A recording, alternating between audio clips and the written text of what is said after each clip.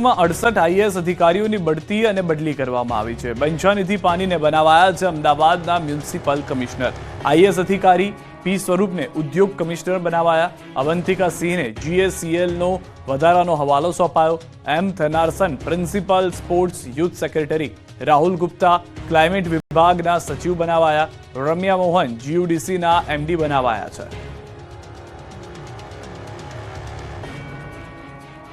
દાહોદથી પકડાયો શંકાસ્પદ ખાદ્ય તેલનો જથ્થો।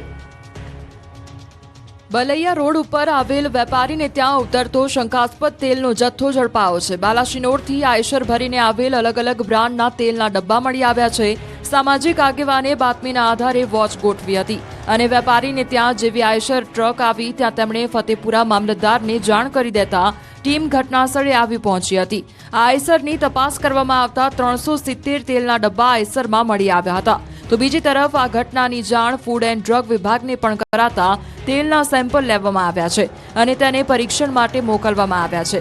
ઉલ્લેખનીય છે કે કેટલાક શખ્સો દ્વારા વધુ નફો કમાવવાની લાલચે આજકાલ ખાદ્ય ચીજોમાં ભેળસેળ કરવામાં આવે છે અથવા તો જે તે બ્રાન્ડના નામે ડુપ્લિકેટ માલ તૈયાર કરવામાં આવતો હોય છે। ત્યારે દાહોદના એક સામાજિક આગેવાની સતર્કતાને કારણે 370 ડબ્બા ભરીને શંકાસ્પદ તેલ મળી આવ્યું છે।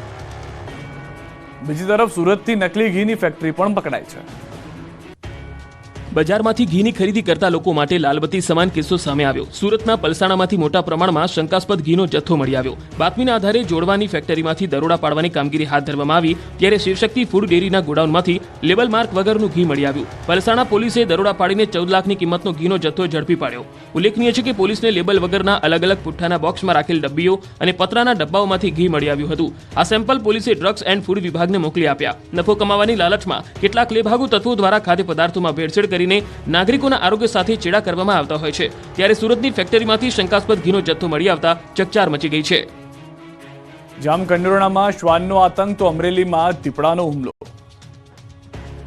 રાજકોટના જામકંડોરણામાં શ્વાનનો આતંક સામે આવી રહ્યો છે। ફરી એકવાર બાળકો માટે શ્વાન શૈતાન બન્યો છે। રાજકોટના જામકંડોરણામાં ઇન્દિરાનગર વિસ્તારમાં શ્વાને બચકા ભરતા હુમલામાં 8 વર્ષીય બાળકી ગંભીર ઇજાગ્રસ્ત થઈ। બાળકીને પ્રથમ સારવાર જામકંડોરણા બાદ વધુ સારવાર અર્થે ધોરાજીની હોસ્પિટલમાં ખસેડાઈ। ઇન્દિરાનગર વિસ્તારમાં ખુલ્લા પ્લોટમાં મૃત પશુઓની ખાલ ઉતારવાની કામગીરી થતી હોવાથી શ્વાનનો આતંક વધ્યો છે।